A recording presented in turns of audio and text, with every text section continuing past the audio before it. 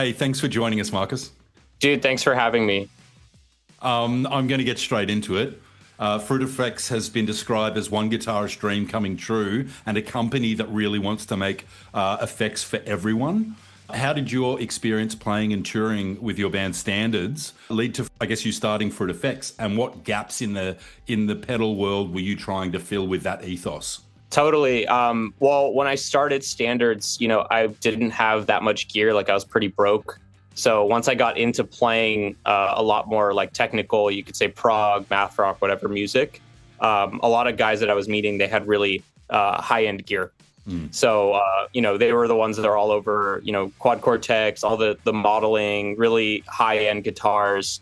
It's really awesome. Like it's cool that we live in an era where you can get everything fine-tuned exactly the way you want it. And it's easy to, I think, disappear that gear rabbit hole, where I think I've been lucky to just stay where I need to and get what I need to. But I always really, wanted certain effects to be made. I had certain ideas for like an overdrive or a compressor or like octave stuff. And it was stuff that was really challenging to do. It's something also like when you're touring, you really want like a very sturdy kind of piece of equipment that you can bring around the world with you. I would throw stuff on planes and in the van. And you just want to make sure that things are tight, because I've had gear fail on me. I've had like stuff that you're in situations where it's just not great. Yeah, it's that fine line between stuff being finicky, I guess, and therefore easier to break or knock or mess up versus usable. Of course, yeah. So I think I always just wanted to try to mess around with my own pedals, but it was this curiosity that I got from being around so much great gear, and then being like, okay, how does this stuff actually work? Like what's actually going on here? And then not even really knowing the difference between a lot of different, circuits. Like I didn't really know the difference even between like a tube screamer and a blues breaker. I just know that they're both overdrive pedals, but I didn't know exactly what they were. So it just became this thing where I bought a kit, and I just was like, all right, I'm just going to go all in on this. And then, it's been almost a year now. So here we are. It's kind of a crazy journey. Oh, man, I think crazy journey is the word. I cannot believe every time I talk to you or I see something about FruitFX and I realize it's only been, you haven't been building for years and years and years, but it's such a well-realized brand and style and sort of ethos behind the pedals. So, I mean, they've all got really playful sort of fruit names, Banana Boost, the coconut compressor, all that sort of thing. I think marketing's so interesting in the pedal world. I think brand and design is so important. You do it really well. Was there a strategic marketing sort of idea behind it, or was it just something that was close to your heart, something that spoke to you? Yeah, my band's whole theme is fruit. So we always, all of our records has fruit in it, in the title somewhere. And it's just kind of a thing that we started doing. And we, people, like, I feel like the fans have really kept it going. So it's something that like we can't really stop doing, but it's so fun. You know what I mean? I always thought that would be a fun crossover to just kind of incorporate that imagery into the pedal thing. And it's so perfect because you just put the thing on there. And I think, one pedal that I always owned that kind of made me feel like, okay, people are hip to this, or they're willing to give this a shot, is the Pulp and Peel, because it's like such a minimalist design. It's just an orange, like an outline of an orange slice. Yeah, just a stamp of an orange slice. Yeah, exactly. Yeah. And it's such a popular compressor, and I own it, and I really like it. Great pedal. Yeah, it's a great pedal. So that made me think like, hey, why don't I just do that? And then, I can keep doing that, because that's just, obviously it's the take on the orange squeezer. That's why it's the slice or whatever. But I actually have like a whole thing. And I did want to continue the fruit thing, but I also want to try to, if a better name fits, I don't want to only have it be fruit. I think it's more so just the overall aesthetic of like pastel and bright colors mixed with fun, playful imagery. So like we have the cloud driver now. Yep. And that's kind of like, it's just very airy sounding. It's the perfect name for that pedal. So there's sometimes it would deviate, but overall, I think the imagery will be consistent. Now, anyone who's not maybe super familiar with standard stuff, I think there was Fruit Island, Fruit Town, and Fruit Galaxy. Am I right? You got it. Yeah. Dude, awesome. Yeah, you got it. So, okay, interesting. I think how ties onto this, and I ask a lot of builders about this. How do you think visual design and graphics contribute to the way a musician or an artist interacts with your pedals or with pedals in general? I think that's really important. I think it's more if you're a visual or an auditory person. Like some musicians, they say that they can hear color. I can't. I hear like emotion, but I don't hear color, for instance. So I think some people might not care because once you turn on the effect, it's more about how it sounds, right? Me, I'm a very visual person, so I really like to have a lot of visuals. And so honestly, I've kept pedals on my boards in the past because I just liked how they looked, and I'd be like, I don't care. I and I would do blind tests, and I would prefer other pedals over it, but I just couldn't help not having it on there. And that was also some JHS pedals, like the Pulp and Peel. It took me so long just to get rid of it because I just loved how it looked compared to other pressers and stuff like that. I don't think it is to be dismissed at all, the visual. I think there is an impact it has on a player. I think it does change the way someone interacts with stuff. And I think having such a strong, clear design element, like what FruitFX does, it has an impact on it. You know, it changes how you feel about the pedal versus like a game changer audio, like... Yeah, everyone has their own aesthetic, and that, I think for me, I didn't see enough of that aesthetic in the pedal world, and that's because I was always shopping for them, and I would always try to find something that I felt would match with mine. And I did find a couple brands, but it never fully encapsulated like my needs and my aesthetic at the same time, and it was something that was just so clear. It was like, okay, I can do this. And I had a friend over the other day, and I was just showing him some new builds and stuff, and he's like, what's crazy about your pedals is that they look like modern pedals, like from the 2020s, whereas like when you see a guitar pedal, it feels so stereotypical that it's a guitar pedal. Like you see a tube screamer and it really looks like an archetypal like tube screamer or like a guitar pedal. Like that's what a guitar pedal should look like. But then I feel like what he was trying to say was that, and I kind of agree with this, the color palettes and the design choices, it makes it feel a bit more modern, kind of like a bit of a fresh take. And I kind of want to strive for that, I guess. Yeah, and you know what? It's your pedal company. That's you. Yeah, 100%. Yeah, you gotta do you. You can't. Yeah, I think the worst thing I've noticed in my year now of doing this just is that if you at all blend in with something else, it's not good. Like that is not something you want, and that's what I've learned. The players that stand out the most, either they do something to the best of their ability, or they do something so out there that there's no comparison. Those are the people that really get the most attention, and they have the most success. 100%. All right, to go, I guess, more onto the sonic qualities of the stuff you make now, and correct me if I'm wrong with any of this.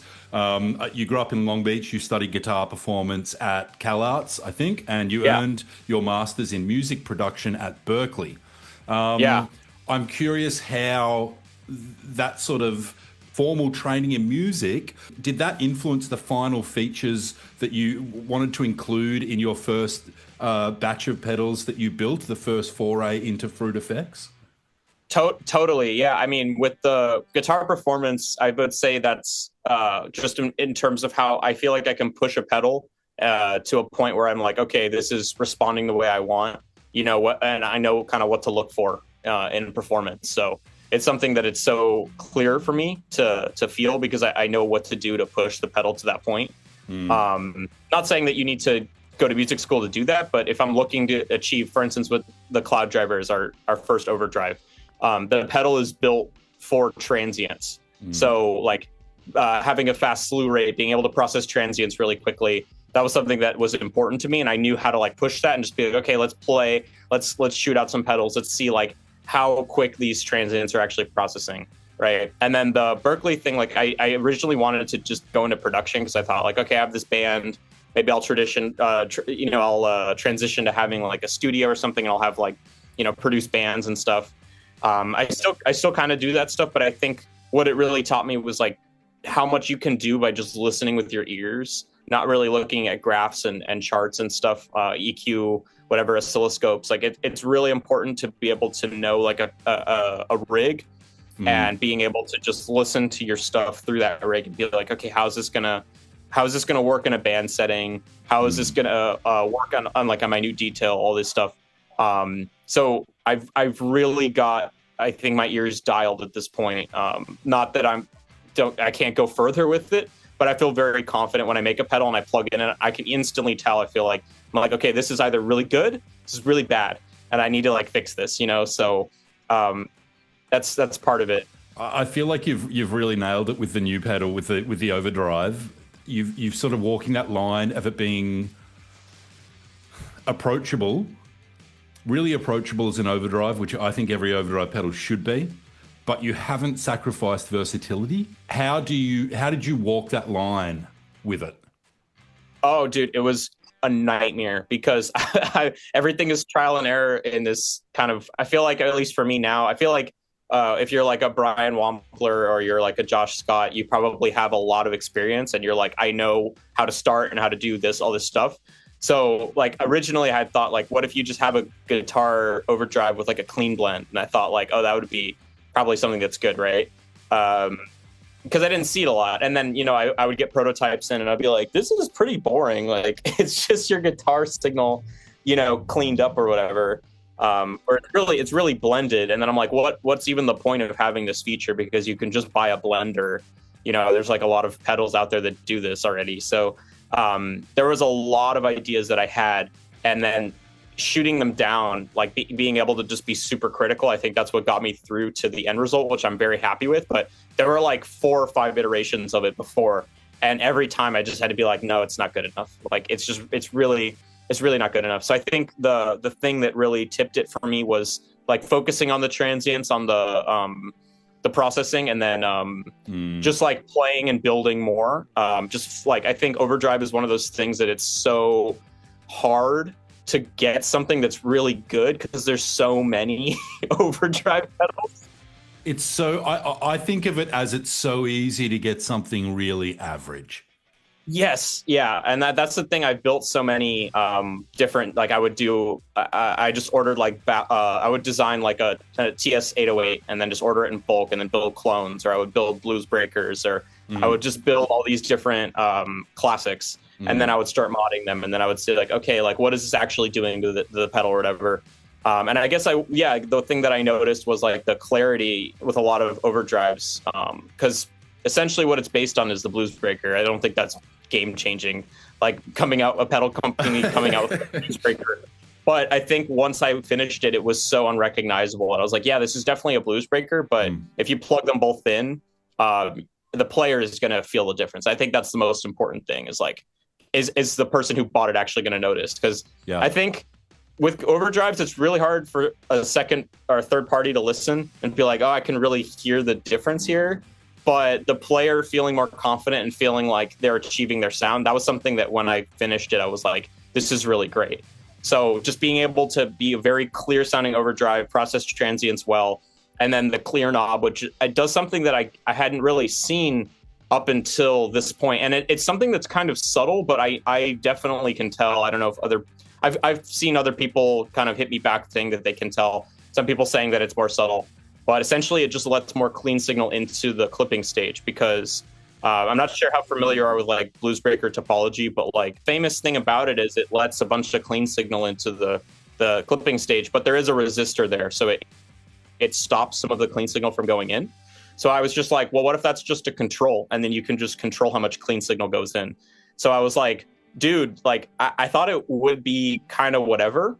You know, I thought about just initially changing that value, and then I set it as a potentiometer, and then I just started twisting it. I was like, whoa, so like on one end you have like a Klon, and then on the other end you have just like a tight tube screamer with LEDs. And I'm like, this is sick. Like, this is so cool. Yeah, man. I think it's those little tweaks that you come up with because you're a player when you're making a pedal like that, that make it go from, you know, you're going, it's based on this, to it being its absolute own entity that has its own use case.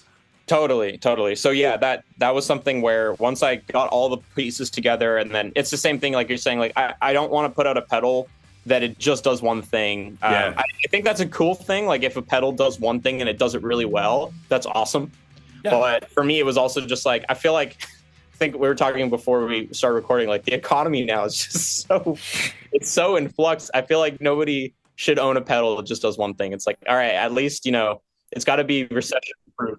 You have to have like 3 or 4 uses for it before you're finally like, okay, I got to sell this. You know, I can't. Yeah, you got to justify it. You've got to justify it. Yeah, exactly. But I also like the versatility. Yeah, I think it's important. And you touched on this before when you were talking about like building for players and building for, filling a gap for players that is useful for them. I think in the world we work in, boutique pedals, they often succeed because of the close relationship they have with the player community. A lot of brands will live and die on that, especially early on. This is, I think, for other builders maybe who are listening who aren't at the point you're at, maybe who are just getting started or just thinking about it. How do you gather feedback from players? How do you listen to the artistic community, the player community who actually uses your stuff? And does that play a role in either directly or indirectly the shaping what FruitFX does? I feel like I don't have as much experience with this just because I'm so fresh. I think this is literally my 1 year anniversary. It's Happy got to be anniversary. this week or something like that. Yeah, since I started just building, not even with the company, but only until recently have I actually asked for feedback. The first two pedals, I didn't do any feedback. I didn't send it out or anything. So I just have a bunch of friends that I really trust and that they do a lot of stuff with guitar. So they're either reviewing stuff all the time, for companies, or they're doing like reels, or they're just very gear influence. I don't know. They're very interested in what's going on with guitar gear. So I'll just send them something and just be like, "Hey man, you got to tell me if this is bad or not." So I'm going to say this, and it might sound weird, but I kind of just know. I feel like just because of having played guitar and being like able to take myself out of the driver's seat and be like, okay, how would I actually think about this if I was given this, or if somebody approached me and was like, what do you think of this? And I think that's really my own intuition of just like how does this actually make me feel? Does this make me feel like a 12-year-old on Christmas and I'm like opening like the best gift, or am I just like, oh, this is fine, but I kind of prefer this? Or I think the worst thing is like, this does what this other thing does. I think that's the worst feeling that I've had, where I stack two things against each other. I'm like, this is just the same thing. And it's like, that's the worst thing. I think you just nailed it. Just nailed it. That feeling like a 12-year-old on Christmas is what you want when you spend a couple of $100 on a pedal or whatever. Yeah, totally. And it's also just like because we're also talking about like the saturation is crazy. So you gotta be either something that looks super cool, or it's like it sounds like something, and you're just like you just want to show all your friends. You're like, dude, check this out. You know what I mean? And and not really in like a novel way, like the fart pedal, where it's like it's funny, but it's something where you're like, check this out, and like this is something I might use in a song, or like I am going to use this, and it's going to be really great. Look, my my test for a pedal really now is. When I first hear it or look at it or play it, do I get something in my head where I go, I want to go record that? Yeah. Is it going to inspire me to do a guitar run or something I'm going to add to a synth or something like that? If it starts percolating those ideas in my head, and sometimes it happens just by looking at things. Honestly, sometimes it's as simple as looking at a new pedal that I haven't seen before. Cloud Driver did it to me. To be honest, I think the design is so nicely attuned to what it actually does. It gives it to me just from looking at it, which I think is a really good indicator. Dude, I gotta send you one. I'll send you one, and then you can shoot it out with the Blues Breaker. You can see how it sounds. But yeah, I'll send one over. You got to have one, man. Really looking forward to having a play. Great. Yeah, it's great. Just to jump back quickly to the Banana Booster and the Coconut Compressor, which are fantastic pedals. They were your early, I guess, releases. They cover some really basic ground, which is like a MOSFET-based boost, and then a compressor, which I believe is totally analog compressor. Is that right? Yep. Yeah, you got it. And it's got the switchable sort of chunky smooth characteristic, which you can choose between. What makes those pedals special, and how do you feel about them now as a proud parent in hindsight that they've been out there and they're being used by people? How do you feel about those? Dude, it's crazy. So with the Boost, that was like my first attempt at making an original circuit, because everything I had done was kits. So I just bought kit after kit. And so I was just like, every day I would go on like the DIY subreddit, pedal subreddit, for like an hour or two, just read as much as I can. Like I would find old posts, or I would go on like blogs. So there's like a lot of builder blogs, and I just the kind of person when I get into something, I really get into it. So it was something that I just could not help. Like I would stay up until like 2 or 3 in the morning reading about a builder. Yeah, it's pretty bad, but luckily it's something that's productive, and it's not something that's like not productive or like detrimental to my life. 100%. The booster was something that I obsessed over for a long time because it was something that like I wanted to make a really nice bright boost. But I also was it kind of underprepared because I didn't own that many boosts ever. So I always knew about like the ZFX Super Hard On. That's like the classic, MOSFET boost. I always wanted a JHS Prestige. So there were like a bunch of boosts as well, but those were the two that I had always had my eye on, Guitar Center. And like, it's just like, for me, I never had a lot of money for gear. And so shelling out like $130 for a boost, I think the Super Hard On is almost $200. So I was like, I just never had that kind of money. But luckily, I had the parts and I had the breadboard. So basically, I just like breadboarded them out. And I was just like, this is pretty cool. And I would just try them and just play them in my rig. And then I built up like a prototype of the booster. And I would just bring it on tour. And I'm like, this is sweet. Like, I see what the hype's about buying boosts. Like, I didn't really get it. So essentially, that circuit is just a combo of those two. There's a Super Hard On and the JHS Prestige. So it's pretty simple. I actually discontinued it because I moved so fast, learning so much, I couldn't build them anymore. Like I was just like, I could do so much better. So there's actually going to be a V2 that will come out next year. Yes, it will be a V2, and I will tell you, I'm really excited. You can have switchable transistors in it. So it will still be MOSFET based, but you can choose your MOSFET. And it is pretty subtle, but it does make like a pretty big impact. And so it's basically like having like 2 or 3 boosters all in one pedal. It's really exciting. I think you've just summed up FruitFX. It's simple but impactful. And and that was the thing. Like the booster, I really like it. It's basically a boost also with a volume knob at the end, so you can basically just adjust the gain structure, kind of like a Klon would, where you just want more breakup. But I discontinued it, and then the coconut compressor's out now. Love that pedal. I've already mentioned a couple times the pulp and peel. That was something that I loved to death. I loved that thing. And it's like it's a perfect pedal. It really is. Like there's really nothing wrong with it. I think what I started to realize was I had certain preferences when I was building, and once I started learning more about that particular circuit, I was like, okay, I see what they're doing. They're doing like a really, not like a fresh take, I would say, but I would say like a very faithful and reliable version of the orange squeezer, the Dan Armstrong orange squeezer. And so I just built the original, and I was like, I can see what improvements they make. Like it's a lot quieter, the pulp and peel and stuff. But I think that circuit, the orange squeezer is vintage. It sounds very warm and round, and it has like a lot of like, I guess you would call it like vintage character. So, a lot of rolled off highs, a lot of like mojo in the mid range. It just sounds vintage. I don't know how else to really describe it. It doesn't sound like very hi-fi to me. So the coconut compressor was my like take on the orange squeezer, just being like, okay, let's make this sound hi-fi. Let's bring back the highs. Let's get some chunkiness in there, like essentially some sustain into the compressor, because that's a control that is pretty easy to implement, but it makes a huge impact. Same sort of thing. And then the switchable mode, it's just kind of like in reaction to like when I hear people talk about compression, it's really actually it's a misunderstood effect, and it's also a very polarizing effect. I noticed some guitar players are like, I hate compressors. I don't like them. And I'm like, why? Like, it sounds like you just don't know how to use one. Like, there are some compressors that are unforgiving, like a MXR Dynacomp. It's like really hard to use it in moderation.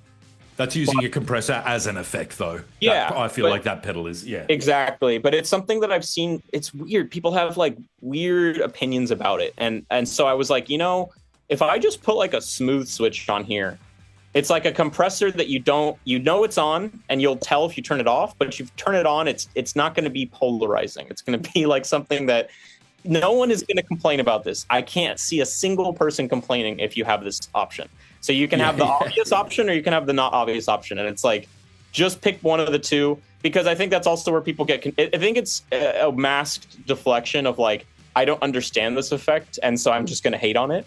So I just took away that. So it's like, just because then it's like, yeah, you give a guitar player an attack knob and a release knob and a threshold knob and a ratio knob, and it's too confusing. I understand how to use it. Maybe like studio people understand how to use it, but I think my goal with that compressor was like, just set everything up, and then just mix it in and just like start playing the guitar. Don't worry about this. Just let the compressor do its thing, and you'll figure it out in like a minute what you like, and then just play. And that was like my dream idea for a compressor, because I think there's so much ground to still be explored with guitar compressors, but I'm not going to be the one to do it. I don't really think that I want to pursue that. I prefer that pedal, and I think there's very little I could do to like update it. Then I've actually gotten more requests for a bass version for that pedal. I can see that. I've gotten no requests from bassists for anything besides a bass compressor. So I might in the future have like a toggleable, like a guitar bass something that you can do both. Yeah, I think you've hit the nail on the head with the whole compressor argument there, and putting you've become a peacekeeper with the smooth option. That's my hope. I put that in there. It's just like, hey, if you don't like compressors, just try this. I think you will like it. It'll be good. Okay. I ask everyone this. Have you got a shout out to another builder, or a film you've seen recently, a book you've read, or anything that has maybe even influenced your building or inspired your creativity in the last couple of months on the spot? Oh my God, that's really crazy. I don't know. I don't know about just an inspirational in terms of guitar kind of stuff. Or even something you've just watched on TV that you've gone, holy shit, that is good. I've had people recommend new series. You started with the builder thing, and then I was like, I could think of a few, and then you expanded it. So now I'm like, oh man, there's a lot. It can be anything. Unlimited shout out power, whatever it is. Other builders, TV show, movie, whatever. I'm just going to keep it simple. I could go and I watch a lot of movies, and I think it's great. I don't typically think of guitar pedals after I see a movie, but I sometimes do think of guitar pedals while I'm watching a movie, which is bad because then I lose the plot. I'm just thinking about, I'll think about like, oh, actually I should have done this, and I'll try this when I get home, or like, oh, it'd be cool if I did this. But no, I'm going to keep it pedal related. I really was stoked to meet Oliver from Death by Audio recently. My band played the same festival as his, and it was just cool because we were both selling our pedals on the same table. Of course, he had way more, and they were way better looking than mine, and they sold more. But it's something that I aspired to, because it's really, he has such an interesting story. I don't know if you know much about his whole story, but it kind of gets covered in the Who is Death by Audio video by JHS. So it just kind of explores a bit of like how he had it's the Earthquaker Devices tour of the Death by Audio factory in New York. But I just think it's so interesting that he had a performance space, and then he was having bands there, and then he was also building pedals, and just the multimedia kind of collaboration between this creation of these effects that were used in this music that kind of fueled a scene of bands that all use the same effects, and just being so, I guess, amicable to have bands rehearse in his studio, and also just getting them, building them effects that they can use to create more music. It just felt like this really, really nice Ouroboros where everything is very secular and or cyclical, sorry. But in a very like uplifting and artistic way, and like regardless of like him losing the space or whatever, because now he still has his factory, but he doesn't have the Death by Audio space anymore.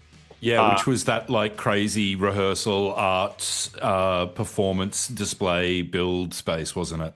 Yeah, and like I had no idea. So this is something that I'm only learning about like retroactively. It seems to be the case with like a lot of things in the guitar pedal world. I'm like learning about them now, and it's like the year 2025. It's like I totally missed the boat, but whatever. But yeah, it was so cool to meet him, and like we didn't get to talk that much because I actually had to sound check. But I would have loved to chat with him more about that process of just, because I think some builders that I met too, they're very into building, which is cool. But I see in Oliver this he has a bigger artistic creative force with his band and with the space and everything. I really aspire to do something like that, because I think it's cool to take those resources of what you're really doing at the end of the day is you're making things that will make art. It will make sound. It will make something that will change something. So it is like a tool. And I think so far I've seen different ethos into that, and I prefer Oliver's. There's some ethos that I've seen where it's like, we're just trying to make the most accurate clone, which is cool. Like, I think that's cool, but I also think like, hey, I guess it's always that conversation of like capitalism meeting creativity and being like, okay, what are we actually doing to push the needle on both? And I think that's the artistic side that I want to push as well.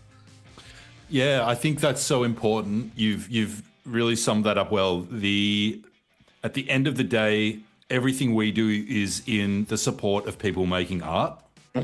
Whether you just want to call it music or recording or doing stuff at home or sound design, whatever people end up doing with it, that's what it is at the end of the day. I started NotPedals because I saw that there was like a monoculture building up where there was all these amazing pedal builders who just weren't getting seen. And I know that injecting them into more people's lives will have a positive effect on the creative landscape. And I think those guys, Death by Audio, are a really good example of everything informing each other. It all informing each other. Everything they do, the music, the band, the space, the other artists they work with, all informing what they do, and the pedals being one part of that. And I think that's really cool. All right, I'm going to wrap it up and let you get back to what you do best. Marcus, thanks so much for taking the time to talk with us and for doing what you do. Totally, dude. Let me get you a cloud driver and check out FruitFX pedals, fruitfxpedals.com. We got a new pedal coming out. When is this airing? I gotta double check with you. Do you know? Like 2 weeks. Okay, I can say this then. I have this new guy. This will be coming out by then. New pedal. Oh. Very exciting. So if you're listening, the Melon Cube is out now.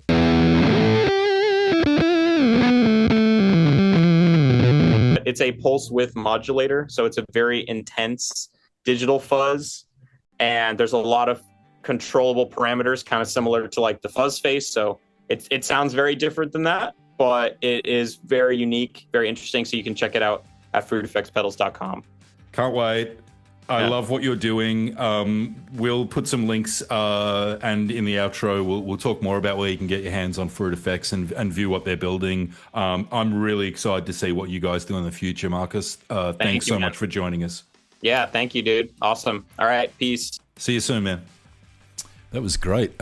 Huge thanks to Marcus from FruitFX for taking the time to chat with us. You can check out all of FruitFX's range that we've got on NotPedals.com. Just hit that little magnifying glass and type in fruit. You'll see it all. We've got some really interesting interviews coming up on the 1 Minute Pedal podcast, so make sure you subscribe to this if you're listening to it on YouTube, which you would be, because I don't think it's anywhere else. Huge thanks to everyone who has been supporting NotPedals.com. Huge thank you to Guitar.com for the article they released on us recently. There's a link in our bio on Instagram where you can have a read about the things they had to say about what we are doing. Join the VIPs on NotPedals.com if you haven't yet. We've got some really cool stuff. We're going to start really leaning into the early releases, exclusive deals, exclusive discounts for the VIPs. It's basically just our mailing list. It doesn't cost anything. And it's not that important, but we thought VIPs was a good name for it. Okay, that's it. Go make some music, and I'll see you soon.